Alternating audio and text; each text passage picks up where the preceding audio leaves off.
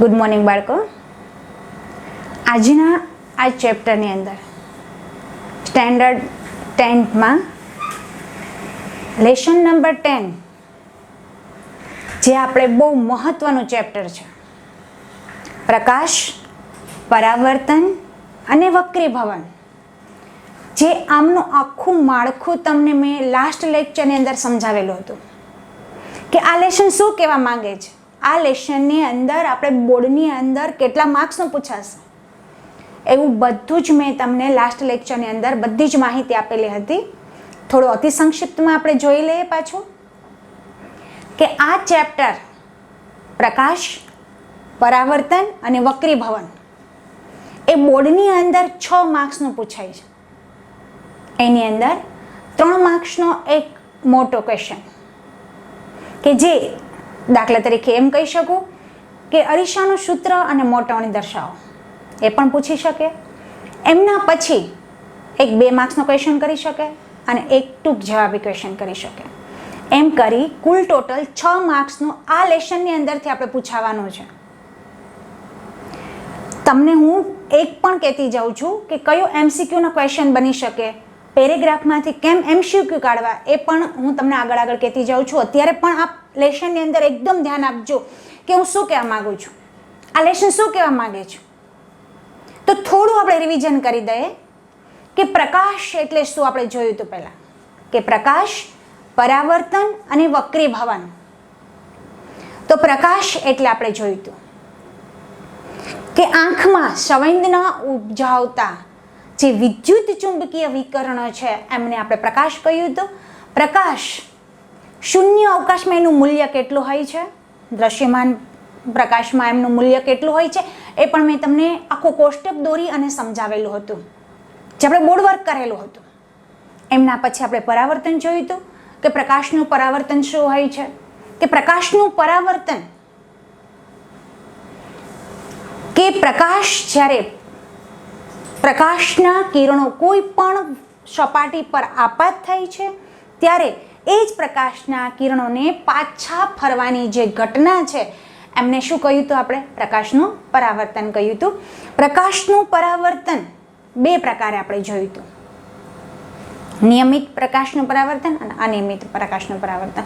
એ આપણે જોયું હતું કે એકદમ લીસી સમતલીય સપાટી, ચળકતી સપાટી ઉપર જો પ્રકાશના કિરણો આપાત થાય અને એ પાછા એક ચોક્કસ દિશામાં પરાવર્તન પામે તો નિયમિત પરાવર્તન કહ્યું હતું. આમ એમના પછીનો નેક્સ્ટ પોઈન્ટ આપણે એ પણ જોયું હતું કે અનિયમિત પરાવર્તન કોને કહેવામાં આવે છે, તો કે જે ખળબચડી, જે સમાંતર કિરણપુંજો ખળબચડી સપાટી અથવા તો અનિયમિત સપાટી ઉપર જો આપાત થાય અને ફરીથી પાછું એનું કોઈ ચોક્કસ દિશામાં પરાવર્તન થતું નથી, એની જગ્યાએ વિકેન્દ્રિત એટલે કે આસપાસ ફેલાઈ જાય છે કિરણો, એને આપણે શું કહ્યું હતું, અનિયમિત પરાવર્તન કહ્યું હતું. આટલે સુધી આપણે નેક્સ્ટ લાસ્ટ લેક્ચરની અંદર આપણે જોયું હતું. એમના પછી આપણે અહીંયા સુધી પહોંચ્યા હતા કે શું કહેવા માંગે છે પ્રવૃત્તિ. આપણે લાસ્ટ લેક્ચરની અંદર મેં તમને બધું જ રિવિઝન કરી આપ્યું. હવે એમના પછી પ્રવૃત્તિ શું કહેવા માંગે છે કે એક મોટી ચળકતી ચમચી લો. સ્ટીલની ચમચી લેવાની છે, મોટી ચમચી લેવાની છે કે જેની અંદર તમારો ફેસ પરફેક્ટ દેખાતો હોય એવું સરસ લેવાનું છે કે એક મોટી ચળકતી ચમચી લો. તમારો ચહેરો વક્ર સપાટીમાં જોવાનો પ્રયત્ન કરો. વક્ર સપાટી એટલે તમને મેં કહ્યું હતું, વક્ર સપાટી એટલે કે જે બાજુ અરીસાનો ભાગ વળેલો હોય, અંદરથી વળેલો હોય એને વક્ર સપાટી કહેવામાં આવે છે. ખાસ ધ્યાન રાખજો, શું કહેવા માંગુ છું કે તમારો ચહેરો જેની વક્ર સપાટીમાં જોવાનો પ્રયત્ન, વક્ર સપાટી એટલે મારો હાથ તમે જોઈ શકો છો કે કઈ રીતે હાથ છે, જુઓ મારો આ રીતે, કે ચમચીનો જે અંદરનો ભાગ હોય આવી રીતે આ વક્ર સપાટી થશે એટલે અંતર્ગોળ થશે અને આ રીતે જે આવશે એટલે એને બહિર્ગોળ થશે. એટલે કે વક્ર સપાટીમાં જોવાનો પ્રયત્ન કરો. શું તમને પ્રતિબિંબ મળે છે? તે નાનું છે કે મોટું છે? હવે આપણને ક્વેશ્ચન કરે છે કે ચમચીમાં જોયા પછી આપણને આપણો ચહેરો દેખાય છે? તો કે હા દેખાય છે, પ્રતિબિંબ મળે છે આપણને. તે નાનું છે કે મોટું છે? એ બાજુમાં રાખશો, ચમચી સાવ ફેસની બાજુમાં રાખશો એટલે તમને એનું પ્રતિબિંબ છે એ મોટું દેખાશે. મોટું દેખાશે. ચમચીને પછી શું ક્વેશ્ચન કરે છે કે ચમચીને ધીરે ધીરે તમારા ચહેરાથી દૂર ખસેડતા જાઓ, એવું કહે છે. કે શું કહે છે કે ચમચીને પહેલાં નજીક રાખ્યું તો તમારો ચહેરો કેવો દેખાણો, પ્રતિબિંબ મોટું દેખાણું હતું.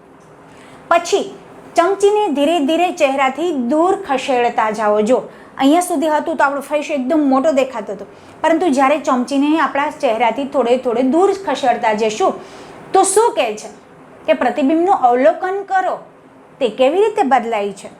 એમ કે જેમ જેમ આપણા ચહેરાથી ચમચી દૂર જશે ને એમ એ પ્રતિબિંબ મોટું તો દેખાશે જ, પરંતુ કેવું દેખાશે? ઉલટું દેખાશે. એટલે બદલી જશે, કેમ કે દૂર છે, એનું પ્રતિબિંબ કેવું પડશે? દૂર પડશે. એટલે કે મોટું તો દેખાશે જ, પણ શું દેખાશે? ઉલટું દેખાવા માંડશે. પછીનો ક્વેશ્ચન શું કહેવા માંગે છે કે ચમચીને ઉલટાવી, એટલે હવે તમે વક્રકાર હતું ને, અંતર્ગોળ જેવું હતું કે તમે ચમચીને સામે રાખેલી હતી. હવે શું કહે છે કે ચમચીને ઉલટાવી આ પ્રવૃત્તિનું પુનરાવર્તન કરો. એટલે આવી રીતે મેં તમને ચમચી જોડાવી હતી. હવે પછી બહિર્ગોળ આ રીતે ચમચી રાખો અને પુનરાવર્તન કરો. હવે પ્રતિબિંબ કેવું દેખાશે? આપણે જોઈએ અત્યારે સમજીએ તો આપણને એવું લાગે, પરંતુ આપણે એમનો પ્રયોગ ઘરે, આમાં કોઈ ખર્ચો નથી. ચમચીથી આપણે આપણો ફેસ ઘરે જોઈ શકીએ છીએ. એટલે તરત જ તમને ખ્યાલ આવી જશે કે શું કહેવા માંગે છે. બધા જ બાળકો આ પ્રવૃત્તિ ઘરે કરજો. ચમચી સાઈડમાં રાખી ફેસ ઉપર રાખીને જોજો કે તમારું પ્રતિબિંબ કેવું દેખાય છે. પછી ચમચીને પાછી ઉલટાવીને જોશો, એટલે કે બહિર્ગોળ એ જોશો તો તમને એનું પ્રતિબિંબ કેવું દેખાશે? તો કે હવે દેખાઈશ કેવું? તો કે નાનું, આભાસી અને ચતું દેખાશે. આમ કરશો એટલે તેમને આભાસી, એટલે કે મારો ચહેરો આમાં દેખાય છે એવો ભાસ થશે, મને ઉલટું દેખાશે અને ચતું દેખાશે. આટલો ફેર પડી જશે. બંને સપાટીઓ વડે મળતા પ્રતિબિંબોની લાક્ષણિકતાઓની સરખામણી કરો. શું કહે છે કે બંનેમાં તમને શું જોવા મળે? કયો ફેર જોવા મળે? તો ચમચીના બંને ભાગો છે. વક્ર સપાટી તો છે જ, પરંતુ ચમચીને આ સાઈડ જોયું તો આપણે અંતર્ગોળ અરીસા તરીકે વર્તાણું છે, અને સાઈડમાં આ બાજુ જોયું છે તો એ બહિર્ગોળ અરીસા તરીકે વર્તાણું છે. એટલે કે આ સાઈડ આપણે અંતર્ગોળ અરીસો એ જોયું તો આપણને નાનું, પહેલું કે પ્રતિબિંબ છે એ મોટું દેખાણું અને ઉલટું દેખાણું હતું. પરંતુ એ ચમચીને પાછી જો ઉલટાવીને પુનરાવર્તન કરવામાં આવેલું તો એ આપણને ફેસ કેવો દેખાણો હતો? ચતો, આભાસી એવો દેખાણો હતો. એટલે કહેવાનો અર્થ શું થયો કે ચમચી છે એ બે ભાગનું અરીસાની બંને ભાગે તરીકે વર્તે છે, અંતર્ગોળ અરીસો અને બહિર્ગોળ અરીસો. તમને આ પ્રવૃત્તિ બરાબર સમજાણી હશે. હવે એમના પછી શું કહેવા માંગુ છું કે ચળકતી ચમચીની વક્ર સપાટીને ગોળી અરીસા તરીકે ગણી શકાય છે. સૌથી વધુ ઉપયોગમાં આવતા વક્ર અરીસા તરીકે ગોળી અરીસો છે. ગોળી અરીસો પહેલું જ હેડિંગ આપણું છે કે આ પ્રકારના અરીસાઓની પરાવર્તક સપાટી જો કોઈ ગોળાના પૃષ્ઠનો એક ભાગ ગણી શકાય છે. બહુ સરસ તમને ગોળી અરીસાનું આખી વ્યાખ્યા આપી દીધી કે ગોળી અરીસો કોને કહેવામાં આવે છે. જો બહુ સરસ આપ્યું છે કે અરીસાનું પરાવર્તક સપાટી કોઈ ગોળાના પૃષ્ઠનો એક ભાગ ગણી શકાય, જેને શું કહેવામાં આવે છે? ગોળીય અરીસો કહેવામાં આવે છે. તો તમને એ પણ ક્વેશ્ચન ઉદ્ભવે કે ગોળીય અરીસો કેવો હોતો હશે? એકદમ ગોળ આવે છે, આવી રીતે આમ ગોળ અરીસો હોય છે. એ ગોળ અરીસો જે અહીંયા તમને એમ નથી આપ્યું કોઈ ગોળ આપ્યો છે, પરંતુ એ પોલો ગોળ હોય છે. આમાં આપણે ઉલ્લેખ નથી આપ્યો કે એ સપાટી કોઈ ગોળો તો હોય છે, પરંતુ કેવો ગોળો હોય છે? પોલો ગોળો હોય છે. પોલા ગોળાના પૃષ્ઠનો જે એક ભાગ ગણી શકાય ને, એમને શું કહેવામાં આવે છે? ગોળીય અરીસો તરીકે ઓળખવામાં આવે છે. હવે આ અરીસાઓ કે જેના પરાવર્તક પૃષ્ઠ ગોળીય, પૃષ્ઠ એટલે પાછળનો ભાગ ગોળીય અરીસો હોય તેને ગોળીય અરીસા તરીકે ઓળખવામાં આવે છે. હવે આપણે તેના વિશે વિસ્તારપૂર્વક વર્ણન કરશું કે ગોળીય અરીસો શું છે, એનો ભાગ કેટલામાં વિસ્તારપૂર્વક પામે છે, એના બે ભાગો છે તો એ શું કહેવા માંગે છે. હવે આપણે આખું ગોળી અરીસા વિશે વ્યવસ્થિત આપણે વર્ણન કરશું કે શું કહે છે ગોળી અરીસો. પહેલું જ તો ફરીથી તમને એમની સરસ મૌખિક વ્યાખ્યા કહી દઉં કે ગોળી અરીસો શું છે કે એક જે અરીસાની સમતલ સપાટી, શું કહે છે કે જે અરીસાની પરાવર્તક સપાટી, ગોળી અરીસાની, પરંતુ આ ભાગ કાઢી નાખવાનું કેમ કે આપણે વ્યાખ્યા કેની જોઈએ છે, ગોળી અરીસાની જોઈએ છે. એટલે કે અરીસાની પરાવર્તક સપાટી જે ગોળાના પૃષ્ઠ, પોલા ગોળાના પૃષ્ઠએ બાજુએ હોય. આખો તમારી પાસે આવી રીતે પોલો ગોળો છે અને એ ગોળો પૃષ્ઠ ભાગે પોલા ગોળાનો એક ભાગ જે છે એને ગોળીય અરીસો તરીકે ઓળખવામાં આવે છે. ફરીથી પણ વ્યાખ્યા બોલી જાઉં છું કે ગોળી અરીસો કોને કહેવાય કે જે એવો અરીસો કે જે પરાવર્તક સપાટીનો પૃષ્ઠએ બાજુએ સેજ વળેલો હોય, ગોળાઈ ભાગમાં હોય, એને શું કહેવામાં આવે છે, ગોળી અરીસો તરીકે ઓળખવામાં આવે છે. ગોળી અરીસો એ બે ભાગ હોય છે. તમને અહીંયા સુધી કહી દઉં, પછી આપણે આગળ વધશું. આ બધું જ તમને એમને મૌખિક બોલી જાઉં છું, પછી આપણે વ્યવસ્થિત વર્ણન કરશું કે ગોળી અરીસો છે એ બે ભાગમાં વિસ્તૃત પામે છે. એક અંતર્ગોળ અરીસો અને એક બહિર્ગોળ અરીસો છે. હવે જો આ જે છે એના બે ભાગ છે, બહુ સરસ છે કે ગોળીય અરીસો.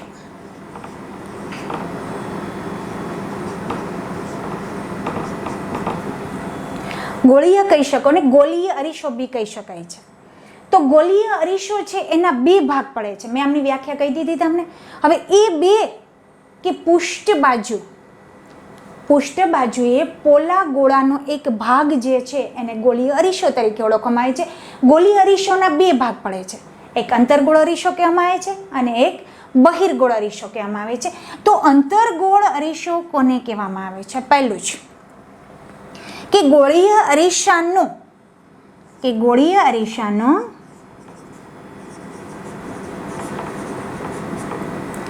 પરાવર્તક સપાટી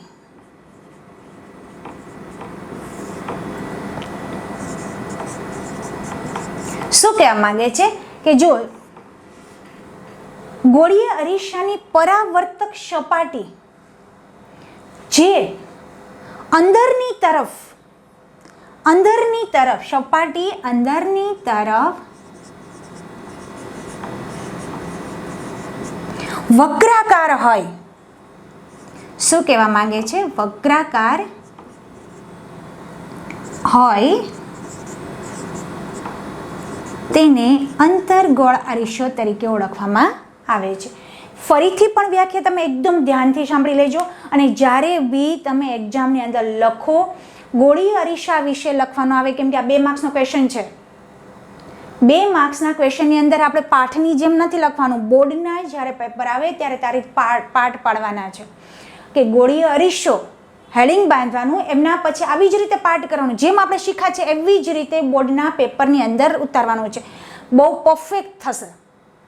બંધ બેસતું, બુકનું બંધ બેસતું ક્યારેય બી ઉતારવાનું નહીં.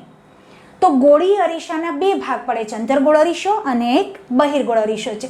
તો અંતર્ગોળ અરીસો કોને કહેવામાં આવે છે? તો કે અરીસો, ગોળીય અરીસાની પરાવર્તક સપાટીની અંદરની તરફ વક્રાકાર હોય, એટલે કે જો આ અરીસો છે એ અંદરની તરફ જ્યારે વળેલો હોય ને તો આને અંતર્ગોળ અરીસો તરીકે ઓળખવામાં આવે છે. પહેલું સમજાણું. હવે એમના જ પછી બહિર્ગોળ અરીસો શું કહેવા માંગે છે કે બહિર્ગોળ અરીસો શું કહે છે કે ગોળીય અરીસાની સેમ ટુ સેમ પદ્ધતિ કે ગોળીય અરીસાની પરાવર્તક સપાટી અહીંયા અંદર છે ત્યાં શું આવશે? બહારની તરફ. શું આવશે? બહારની તરફ. બહારની તરફ જો વક્રાકાર હોય, બહુ સરસ છે, એકદમ યાદ રહી જાય એવું સરસ છે કે જો ગોળીય અરીસાની પરાવર્તક સપાટી અંદરની તરફ જો વક્રાકાર હોય તો એમને અંતર્ગોળ અરીસો કહી શકાય છે.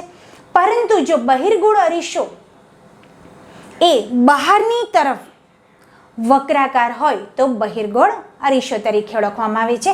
આમાં અંતર્ગોળ અરીસાની અંદર એક મુખ્ય અક્ષના સમાંતર કિરણપુંજો, હવે તમને ખ્યાલ પડશે કે કિરણપુંજો મેં તમને શીખવાડેલું હતું, ફરીથી પણ યાદ કરાવી દો. કિરણપુંજો કોને કહેવામાં આવે છે? કે કિરણોનો આ સમૂહ, પ્રકાશ, સૂર્યપ્રકાશમાંથી અથવા તો ટોર્ચની લાઇટમાંથી આવતા જે પ્રકાશના કિરણો છે એનો સમૂહ હોય એમને કિરણપુંજો તરીકે ઓળખવામાં આવે છે. તો મુખ્ય અક્ષની સમાંતર કિરણપુંજ પરાવર્તક સપાટીને પામી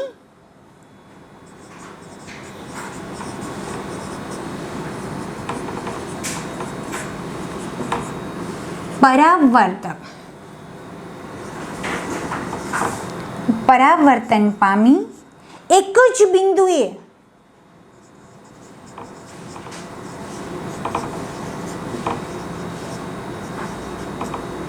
કેન્દ્રિત થશે.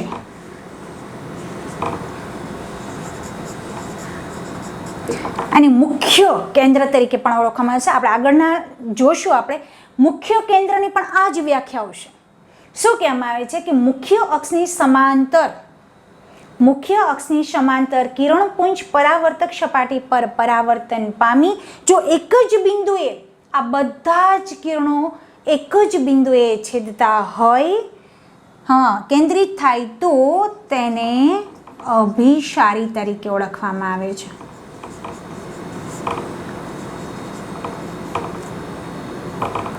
અભિસારી અરીસો તરીકે ઓળખાય છે.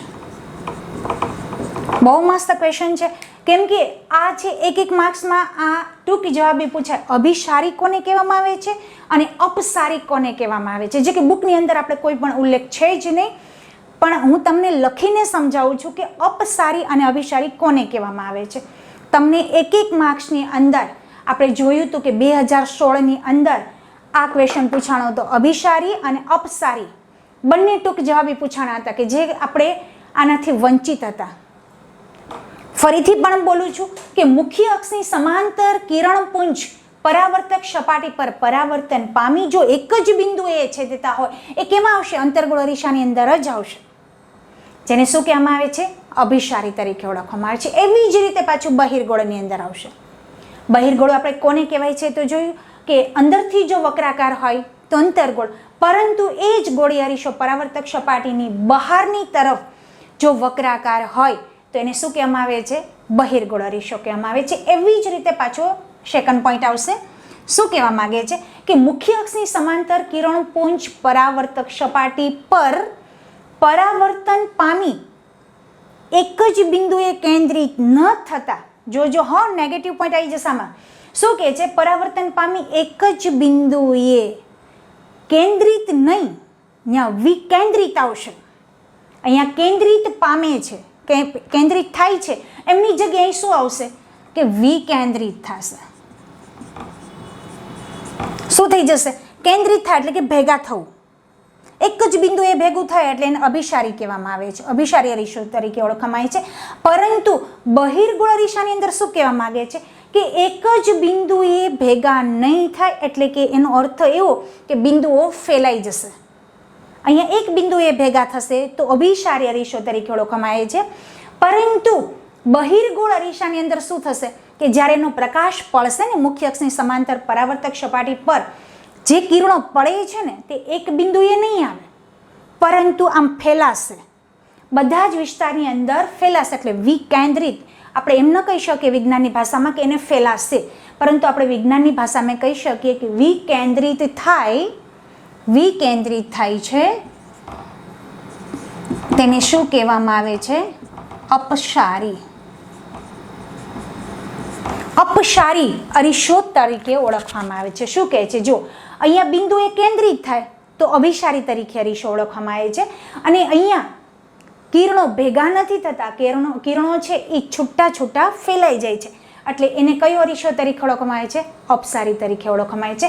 આ તમારો આખો બહિર્ગોળ અરીસો છે. ફરીથી પણ તમે જોઈ લેજો કે શું કહેવા માંગે છે? અંતર્ગોળ અરીસો, બહિર્ગોળ અરીસો. કદાચ એવું બી પૂછાઈ શકે, બોલવાળાનું કશું નક્કી ન હોય, એમ બી પૂછે કે અંતર્ગોળ અરીસો અને બહિર્ગોળ અરીસોનો તફાવત પૂછો, લખો તો 2 માર્ક્સમાં તમે લખી શકો. વિસ્તારપૂર્વક ગોળી અરીસાનું વર્ણન કરો તો બી તમે લખી શકશો. એટલે ખાસ ધ્યાન રાખજો તમે, આખો તમારો ગોળી અરીસો શું કહેવા માંગે છે. હવે આપણે આમને બુક્સની અંદર આપણે જોશું કે આ જ રીતે છે કે શું છે, બરાબર. વિસ્તારપૂર્વક આપણે બુકની અંદર જોઈ લેશું કે ગોળી અરીસા મેં આખું તમને કમ્પ્લીટલી સમજાવી દીધું છે. હવે આપણે એમને પાઠ્યપુસ્તકની અંદર પોઈન્ટ ટુ પોઈન્ટ જોઈ લેશું કે ગોળી અરીસાની પરાવર્તક સપાટી અંદરની તરફ અથવા તો બહારની. જો શોર્ટમાં આપી દીધું તમને કે ગોળી અરીસો છે કાં તો અંદરની તરફ વળેલો હોય છે અને કાં તો બહારની તરફ વક્રાકાર હોઈ શકે છે. ગોળી અરીસો કે જેની પરાવર્તક સપાટી અંદરની તરફ વળેલી હોય, અંદરની તરફ વળેલી હોય એટલે કે ગોળાના કેન્દ્ર તરફ હોય તો એને શું કહેવામાં આવે છે? અંતર્ગોળ અરીસો. જે કે આપણે હમણાં શીખી જ ગયા કે જે ગોળી અરીસાની પરાવર્તક સપાટી જો અંદરની તરફ વળેલી હોય તો એને શું કહેવામાં આવે છે? અંતર્ગોળ અરીસો તરીકે ઓળખવામાં આવે છે. અને ગોળીય અરીસો કે જેની પરાવર્તક સપાટી બહારની તરફ વળેલી હોય તો બહિર્ગોળ અરીસો તરીકે ઓળખવામાં આવે છે.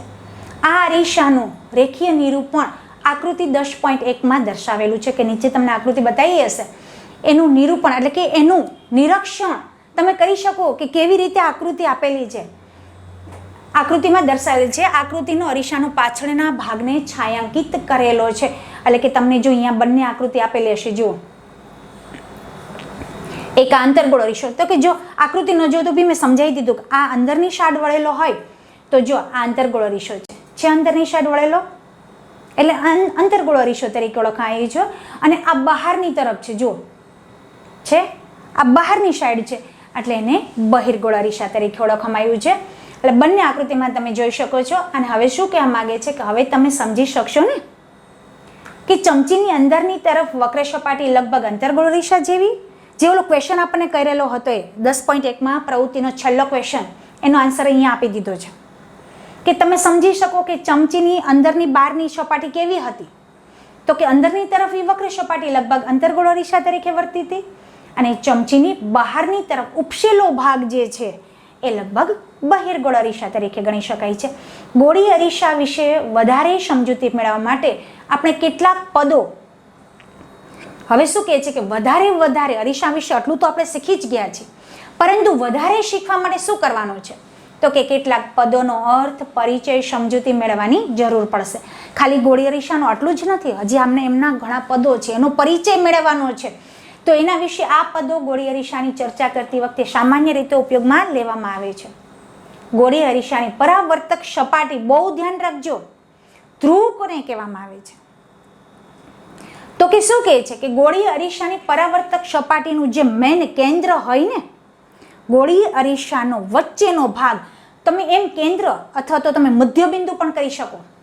જો તમને કદાચ ન સમજાતું હોય તો અહીંથી છે કે ગોળીય અરીસાની પરાવર્તક સપાટીના કેન્દ્રને શું કહેવામાં આવે છે? ધ્રુવ, પ્રિન્સિપાલ. ધ્રુવને કઈ સંજ્ઞાત્મક વડે દર્શાવવામાં આવે છે? તો એને P વડે દર્શાવવામાં આવે છે.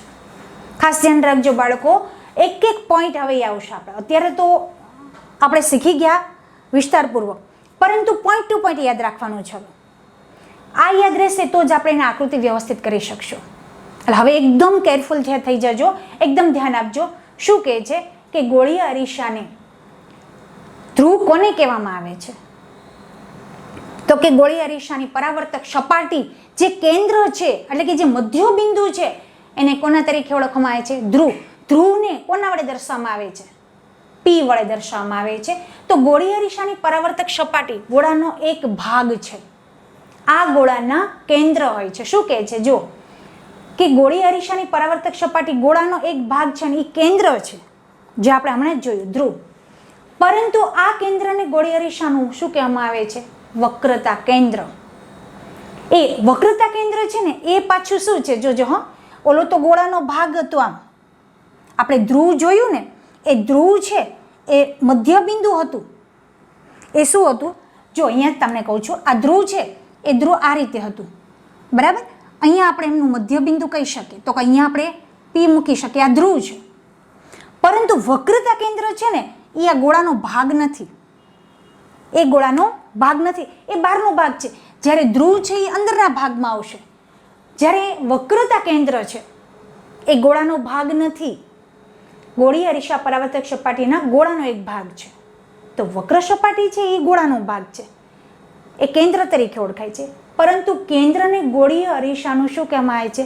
વક્રતા કેન્દ્ર. તો વક્રતા કેન્દ્રને પાછું કોના વડે દર્શાવવામાં આવે છે? તો કે શી વડે, સેન્ટર. તેની મૂળાક્ષર યાદ રાખવાનું તમારે કઈ રીતે લખવાનું છે. જોજો શું કહું છું કે ધ્રુવ લખવું હોય તો ધ્રુવને પી વડે દર્શાવવામાં આવે છે. આવી જ રીતે તમારે ફેરબુકની અંદર પણ ઉતારવાનું છે કે વક્રતા કેન્દ્ર ઇઝ ઇક્વલ ટુ શી. આ રીતે તમારે ફેરબુકની અંદર એક એક નામ અને સામે સંજ્ઞાત્મક નિશાનીઓ દર્શાવવાની છે. એટલે આમનાથી શું થશે કે તમને બધા પોઈન્ટ યાદ રહેશે અને બધા એક્ઝામ્પલ, હવે પછી બધા એક્ઝામ્પલ જ આવશે તો બધા એક્ઝામ્પલ પણ આપણે કરવા પડશે. પરંતુ જ્યારે તમને નામ અને સંજ્ઞા આવડશે તો જ તમે એના એક્ઝામ્પલ કરી શકશો. એટલે કે ધ્રુવને પી વડે દર્શાવવામાં આવે છે, જે ગોળી અરીસાનો એક મધ્યબિંદુનો ભાગ છે. જ્યારે વક્રતા કેન્દ્ર છે એને શી વડે દર્શાવાય છે. અહીં નોંધો કે વક્રતા કેન્દ્ર અરીસાનો ભાગ નથી. બહુ સરસ ક્વેશ્ચન છે, બહુ સેન્ટેન્સ સરસ છે કે શું કહે છે કે વક્રતા કેન્દ્ર છે ને એ અરીસાનો ભાગ નથી ભાઈ, એ તો બાર છે. અરીસો આવી રીતે હોય તો એનો બારનો ભાગ છે ને એ વક્રતા કેન્દ્ર છે, શી તરીકે ઓળખવામાં આવે છે. હવે શું કહે છે કે તે પરાવર્તક સપાટીની બહાર આવેલું હોય છે.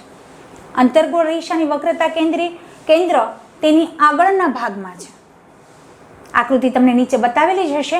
શું કહે છે કે અંતર્ગોળ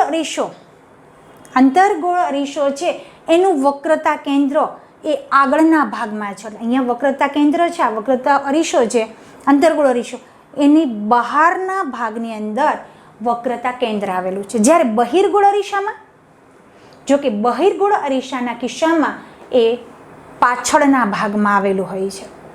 એટલે કે એ ગોળાનો ભાગ નથી. કોણ? વક્રતા કેન્દ્ર. એ બે બાજુની બહાર ભાગ આવેલો છે. આ હકીકત તમે આકૃતિ 10.2માં એ તથા બીમાં જોઈ શકો છો. નીચે તમને આકૃતિ બતાવી છે એ તમે બંનેની અંદર જોઈ શકો છો. જુઓ, શી છે, આ પી એટલે કે આપણો ધ્રુવ. હમણાં જ આપણે જોયું કે જો એ મધ્યબિંદુ તરફ પી છે, રાઈટ. પરંતુ શી અંતર્ગોળ અરીસો છે, આ બહિર્ગોળ અરીસો છે. આ અંતર્ગોળ એટલે અંદરથી વળેલો છે, આ બહારથી વળેલો છે. એટલે અંતર્ગોળ અરીસો છે ને એની અંદર શું છે, જો પી આ શી છે એટલે કે વક્રતા કેન્દ્ર છે એ બહારના ભાગમાં, આની ઉપર આવેલો છે નહીં, બહારના ભાગમાં છે. જ્યારે આની અંદર પણ શી બહારના ભાગમાં દર્શાવેલું છે.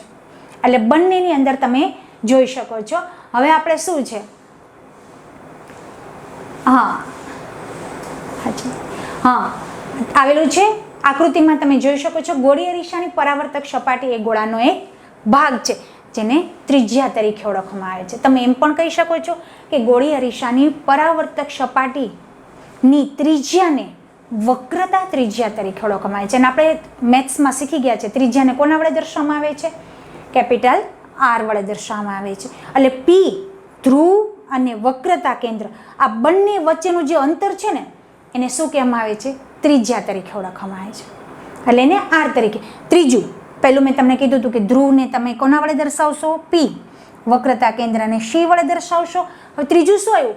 એની વક્રતા ત્રિજ્યા. એટલે કે જે આખો અરીસો છે એની વક્રતા ત્રિજ્યા કેટલું કહે છે ને એને મૂળાક્ષર કોના વડે દર્શાવવામાં આવે છે? આર વડે. એટલે પીસી છે ને એ વક્રતા ત્રિજ્યા છે. પી એટલે ધ્રુવ અને શી આપણે જ હમણાં જ આકૃતિમાં જોયું હતું. એ બે વચ્ચેનું જે અંતર છે ને એ બે વચ્ચેનું અંતરને શું કહેવામાં આવે છે? વક્રતા ત્રિજ્યા તરીકે ઓળખવામાં આવે છે. અને ત્રિજ્યા કોના વડે દર્શાવવામાં આવે? કેપિટલ આર વડે. હવે તમે નોંધો છો કે અંતર પીસી વક્રતા ત્રિજ્યા જેટલું છે. ગોળી અરીસાને ધ્રુવ તથા વક્રતા કેન્દ્રમાંથી એક, જો બહુ સરસ તમને આપ્યું છે, જો સમજવા જેવું ક્વેશ્ચન છે કે ગોળી અરીસાના ધ્રુવ એટલે પી, વક્રતા કેન્દ્ર એટલે શી. પી અને શી બંનેમાંથી એક કાલ્પનિક રેખા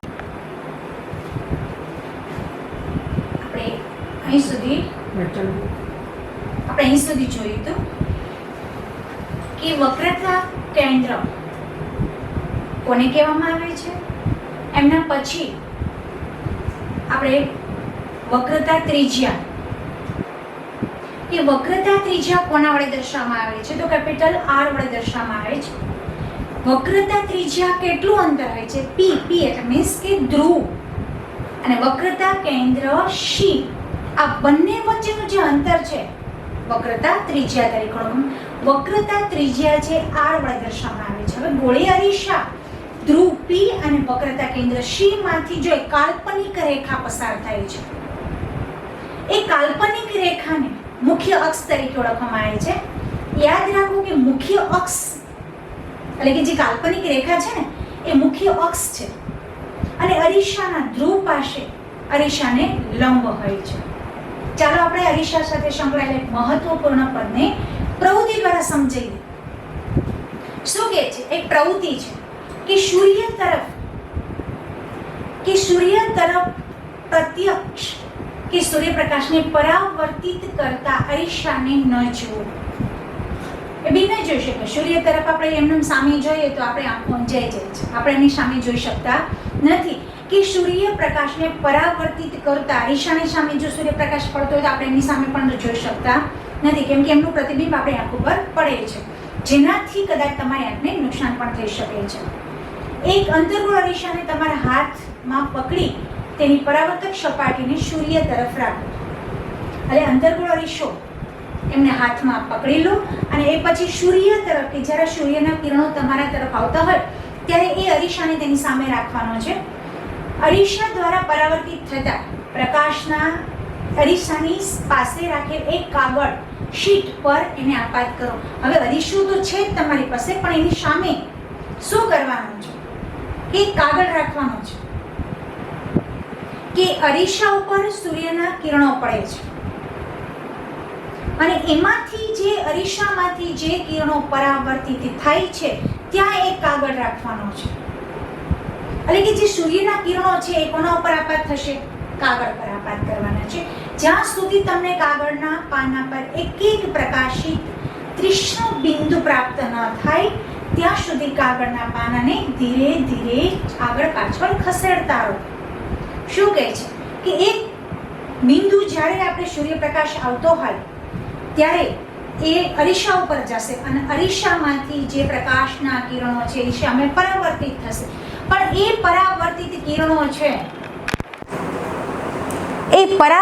કિરણો છે એ કાગળ પર એક બિંદુમાં, જ્યાં સુધી એક જ બિંદુ એક જ સ્થાને કેન્દ્રિત ન થાય ને ત્યાં સુધી શું કરવાનું છે? એ કાગળને આગળ પાછળ ખસેડવાનું, કે જ્યાં એક જ સ્થાને બિંદુ, બધા જ બિંદુ એટલે કે કિરણ પુંજ પ્રસ્થાપિત થાય ત્યાં સુધી કાગળને આગળ પાછળ ખસેડવાનો છે. પછી શું કરવાનું છે? અરીસા તથા કાગળને થોડી મિનિટો સુધી આ સ્થિતિમાં પકડી રાખો. જ્યાં એક જ બિંદુ સુધી કેન્દ્રિત થાય છે ને ત્યાં સુધી એ આમનામ પકડી રાખવાનો છે. પછી શું થાય? તમે જુઓ શું થાય છે. આમ કેમ થાય છે? શું થશે ખબર છે? આ પ્રવૃત્તિ તમે ઘરે કરી શકો છો. આ પ્રવૃત્તિ કર્યા પછી તમને ખ્યાલ આવશે કે કાગળને આવી જ રીતે સૂર્યના પરાવર્તિત કિરણોથી એ કાગળ ધીમે ધીમે કાળો પડતો જશે. કાળો પડી અને ધીરે ધીરે એ કાગળ છે એ સળગવા માંડશે. શું કામ સળગશે એ પણ આ પ્રશ્નના જવાબ આપે છે કે શું કામ એ સળગી ઉઠે છે? તો કે એમનું એક તીક્ષ્ણ બિંદુ છે એ ખૂબ જ પ્રકાશિત હોવાને કારણે એ કાગળ પોતે સળગવા માંડે છે. કાગળ સૌ પ્રથમ સળગવાનું શરૂ કરે છે અને ધુમાડો પણ ઉત્પન્ન થાય છે, પરંતુ તરત જ સળગવાનું શરૂ નથી કરતું. શું થાય છે પહેલા? તો કે કાગળ ધીરે ધીરે કાળો પડતો જાય છે. કાળો પડીને પછી સળગવાનું શરૂ થાય છે. અહીંયા આપણે એમ આપ્યું છે કે તરત જ સળગવાનું શરૂ થતું નથી. કાગળ ધીરે ધીરે પહેલા કાળો પડે છે અને પછી સળગવાનું શરૂ થાય છે અને પછી એમાંથી ધુમાડો ઉત્પન્ન થાય. સમય જતાં આગ પણ પકડી લે છે કે આગ શું કામે સળગે છે. એ પણ આપણે એનું રીઝન કહ્યું કે શું કામ? કેમ કે બધા જ કિરણપુંજ છે એ એક જ બિંદુએ તીક્ષ્ણ પ્રકાશ દ્વારા પરાવર્તિત થાય છે, એટલા માટે કાગળ સળગી ઉઠે છે. સૂર્યમાંથી આવતો પ્રકાશ અરીસા દ્વારા એક તીક્ષ્ણ પ્રકાશી બિંદુ સ્વરૂપે કેન્દ્રિત થાય છે. વાસ્તવમાં કાગળના પાના પર પ્રકાશનું આ બિંદુ સૂર્યનું પ્રતિબિંબ રચાય છે. અને સૂર્યપ્રકાશના કેન્દ્રિત થવાથી ઉત્પન્ન થતી ઉષ્માને કારણે કાગળ શું થાય છે? સળગી ઉઠે છે. જે આપણે આગળ શીખી ગયા કે એકદમ પ્રકાશનું કિરણ છે ને તીક્ષ્ણ હોય છે, એટલા માટે એ કાગળ આપણને સળગી ઉઠે છે. અરીસાના સ્થાનથી પ્રતિબિંબનું આ સ્થાન અરીસાની કેન્દ્ર લંબાઈનું આશરે મૂલ્ય બતાવે છે કે જે પરાવર્તિત કિરણો છે અને કાગળ આ બંને વચ્ચેનું જે મૂલ્ય છે ને એ આપણને આ બતાવે છે. હવે શું કરવાનું છે કે એમના દ્વારા આપણે એક પ્રવૃત્તિ કિરણાવૃત્તિ સમજવાની છે. ચાલો આ અવલોકનને એક કિરણાવૃત્તિ વડે સમજવાનો પ્રયત્ન કરીએ કે કિરણાવૃત્તિ એટલે કે આકૃતિઓ દ્વારા આપણે એમને સમજશું તો આપણે જોઈએ કે શું કહેવા માંગે છે. આકૃતિઓ દ્વારા આપણે કેવી રીતે સમજશું કે આકૃતિ 10.2 10.2 એમાં એટલે કે આ છે, જુઓ તમે આ આકૃતિની અંદર કે છે 10.2 એમાં એ ધ્યાનપૂર્વક જુઓ શું કહે છે. તમે જુઓ અક્ષને સમાંતર કેટલા કિરણો આપાત થાય છે. અંતર્ગોળ અરીસાને શું કહે છે? અંતર્ગોળ અરીસાના મુખ્ય અક્ષ પર સમાંતર કેટલા કિરણો આપાત થાય છે. મુખ્ય અક્ષ બહારના ભાગમાં કેટલા કિરણો આપાત થઈ રહ્યા છે. પરાવર્તિત કિરણોનું અવલોકન કરો એટલે કે જે આ કિરણો અહીંયા આપાત થાય છે ને પછી પાછા પડે એને પરાવર્તિત કિરણો કહેવામાં આવે છે. તો જે આપાત થઈ ગયા છે ને પછી પાછા એક જ બિંદુએ અહીંયા કેન્દ્રિત થાય છે. જો પહેલા જો અહીંયા આવી રીતે એરો મારેલો હશે બતાવે છે, જો તો એક જ બિંદુએ પહેલા પરાવર્તિત થાય છે, પરાવર્તક સપાટી ઉપર આપાત થાય છે અને એ જ આપાત થયેલા કિરણોનું પાછું પરાવર્તન થાય છે. અવલોકન કરો, તે બધા જ અરીસાની મુખ્ય અક્ષ પર એક બિંદુ પાસે છેદી રહ્યા છે. જો છે એક જ બિંદુ ઉપર છેદી રહ્યા છે અને આ બિંદુ અંતર્ગોળ અરીસાનું શું કહેવામાં આવે છે? મુખ્ય કેન્દ્ર તરીકે ઓળખવામાં આવે છે અને મુખ્ય કેન્દ્રને F વડે દર્શાવવામાં આવે છે, કેપિટલ F. ખાસ ધ્યાન રાખજો. પાછી પાંચમી વ્યાખ્યા કે શું કે મુખ્ય કેન્દ્ર કોને કહેવામાં આવે છે? શું કહે છે કે પરાવર્તિત કિરણોનું અવલોકન કરે બધા જ અરીસાની મુખ્ય અક્ષ પર એક બિંદુ પાસે છેદી રહ્યા છે. યાદ કરો, આપણે હમણાં જ જોયું હતું અભિસારી અને અપસારી. હમણાં જ જોયું હતું મુખ્ય અક્ષને સમાંતર. એની વ્યાખ્યા શું કહેવા માંગે છે? જો મુખ્ય અક્ષને સમાંતર કિરણપુંજો પરાવર્તિત સપાટી પામી અને એક જ બિંદુએ જો છેદતા હોય તો તેને શું કહેવામાં આવે છે? અભિસારી અરીસો તરીકે ઓળખવામાં આવ્યો હતો. એમને મેં તમને ત્યારે પણ કહ્યું હતું કે આગળ આપણે મુખ્ય કેન્દ્ર જોશું. આપણે ત્યારે બી કહ્યું હતું ને અત્યારે બી યાદ કરાવી દઉં છું પાછું કે તેમને મુખ્ય કેન્દ્ર તરીકે ઓળખવામાં આવે છે. તો મુખ્ય કેન્દ્રને કોના વડે દર્શાવવામાં આવે છે? કેપિટલ F વડે. કે અંતર્ગોળ અરીસાની અંદર જ કિરણો મુખ્ય અક્ષને સમાંતર કિરણો આપાત થઈ અને પાછા જો એક જ બિંદુએ છેદતા હોય તો એ અરીસાનું મુખ્ય કેન્દ્ર કહેવામાં આવે છે. પરંતુ બહિર્ગોળ અરીસાની અંદર શું થશે? આકૃતિ B માં તમે જોઈ શકો છો કે મુખ્ય બહિર્ગોળ અરીસાની અંદર શું થશે કે બહિર્ગોળ અરીસાની દ્વારા મુખ્ય અક્ષને સમાંતર કેવી રીતે પરાવર્તિત થાય છે? બહારના ભાગમાં છે, જો આ અંદરના ભાગમાં હોય છે, અંતર્ગોળ છે એટલે અંદરના ભાગમાં બધી ક્રિયાઓ થશે. પરંતુ બહિર્ગોળ અરીસો છે એટલે એમની ક્રિયાઓ બહારના તરફ થશે. શું કહે છે? બહિર્ગોળ અરીસો દ્વારા મુખ્ય અક્ષને સમાંતર કિરણો કેવી રીતે પરાવર્તિત થાય છે? પરાવર્તિત કિરણો મુખ્ય અક્ષ પર એક બિંદુમાંથી આવતા હોય ને એવો આપણને ભાસ થાય છે, જે અપસારી તરીકે આપણે વર્ણન કરેલું હતું કે અપસારી અરીસો કોને કહેવામાં આવે છે? કે મુખ્ય અક્ષને સમાંતર કિરણપુંજો પરાવર્તિત થઈ અને એક જ બિંદુએ કેન્દ્રિત નથી થતા, પરંતુ શું થાય છે? વિકેન્દ્રિત થઈ છે, છૂટા છૂટા પડે છે. જુઓ છે બધા જ કિરણો અહીંયા તો ભેગા થાય પરંતુ એ પાછા પરાવર્તિત કઈ રીતે થશે? છૂટા છૂટા છે. જો અહીંયા ભેગા થઈ જાય છે પરંતુ અહીંયા અંતર્ગોળ અરીસો છે એમાં બધા જ કિરણો છે એક જ બિંદુએ કેન્દ્રિત થાય છે, મુખ્ય કેન્દ્ર કીધું. પરંતુ બહિર્ગોળ અરીસાની અંદર આ પ્રક્રિયા ઉલટી થાય છે કે એક જ કેન્દ્રમાં ભેગા થતા નથી, એટલે કે એનો અર્થ થયો કે વિકેન્દ્રિત થાય છે, ફેલાયેલા રહે છે, જેને પણ મુખ્ય અક્ષ તરીકે ભાસ થાય છે કે ભેગા થાય છે, પરંતુ એવો ભાસ થાય છે, હકીકતે ભેગા થતા નથી, વિકેન્દ્રિત થઈ જાય છે. આ બિંદુ બહિર્ગોળ અરીસાનું શું કહેવામાં આવે છે? મુખ્ય કેન્દ્ર તરીકે. તો મુખ્ય કેન્દ્રને કોના વડે દર્શાવવામાં આવે છે? એફ વડે. આમને બી એફ વડે, આમને બી એફ વડે. આના કિરણો ભેગા થઈ જાય છે, જ્યારે આના કિરણો છૂટા પડે છે. ગોળી અરીસાનો ધ્રુવ અને ધ્રુવ પી અને મુખ્ય કેન્દ્ર એફ, પી અને એફ વચ્ચેના અંતરને શું કહેવામાં આવે છે? કેન્દ્ર લંબાઈ તરીકે ઓળખવામાં આવે છે. એટલે તમારી પાસે આ પી છે, જુઓ અહીંયા, અને આ એફ છે, બરાબર. આ બંને વચ્ચેનું જે અંતર છે ને, એને શું કહેવામાં આવે છે? કેન્દ્ર લંબાઈ એફ તરીકે ઓળખવામાં આવે છે. આમાં બી એમ જ થશે, અહીંયા એફ અને અહીંયા પી. આ બંને વચ્ચેનું જે અંતર છે એને શું કહેવામાં આવે છે? જે તમને આકૃતિમાં બતાવ્યું નથી, પરંતુ આપણે ક્યાંય પણ એવું થતું હોય તો આપણે પેન્સિલથી એને રેખાંકિત કરવાના, જેથી આપણે જ્યારે બી રીડિંગ કરવા બેસો ત્યારે તમને આ માળખું યાદ રહે. શું કહે છે કે અરીસાનો ધ્રુવ, તો ચાલો અરીસાનો ધ્રુવને પી વડે ઓળખવામાં આવે છે, અને મુખ્ય કેન્દ્ર એફ, બંનેની અંદર એ બંને વચ્ચેનું જે અંતર છે ને એને કેન્દ્ર લંબાઈ, તો કેન્દ્ર લંબાઈને કોના વડે દર્શાવવામાં આવે છે? એફ વડે. તો આ પણ આની અંદર રેખાંકિત કરી નાખજો. એને આ એફ છે, આ મુખ્ય કેન્દ્રને કેપિટલ એફ વડે દર્શાવવામાં આવે છે, જ્યારે એમની કેન્દ્ર લંબાઈ એમને સ્મોલ એફ વડે દર્શાવવામાં આવે છે. ખાસ ધ્યાન રાખજો. હવે એમના પછીનો પોઈન્ટ છે, શું કહેવા માંગે છે કે ગોળીય અરીસાની પરાવર્તક સપાટી મોટા ભાગે ગોળીય હોય છે. આ સપાટીની એક વર્તુળાકાર સીમારેખા હોય છે. સીમારેખા એટલે આખે આખું અત્થી માંડીને, પહેલેથી માંડીને છેલ્લો અરીસો પૂરો થાય ને ત્યાં સુધીનો ભાગને એને શું કહેવાય છે? સીમારેખા હોય છે. જ્યાંથી શરૂ કરો ત્યારથી તે જ્યારે એન્ડ આવે ત્યાં સુધી એને સીમારેખા હોય છે.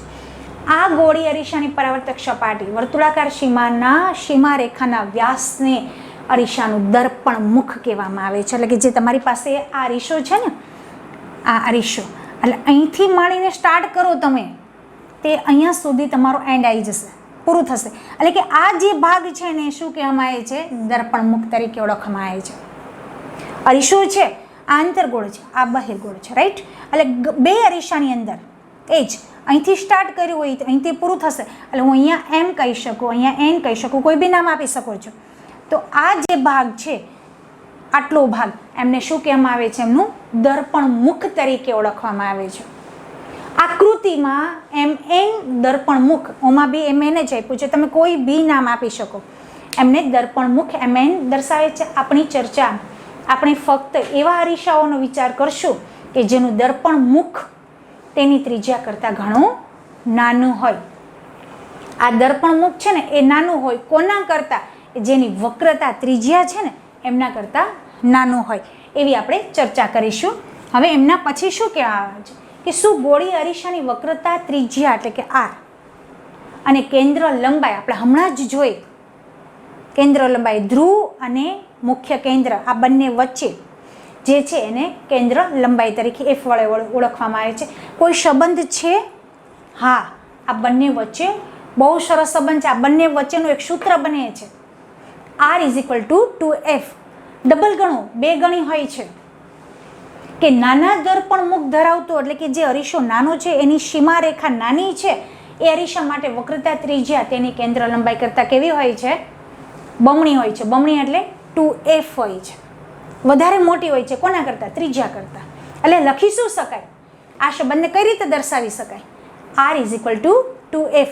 આ આપણું સૂત્ર છે. આમના ઉપરથી આપણે હમણાં જ આ નેક્સ્ટ પોઈન્ટ પછી દાખલો આવશે કે શું કહેશે કે R = 2F છે, એવી રીતે સાબિત કરો.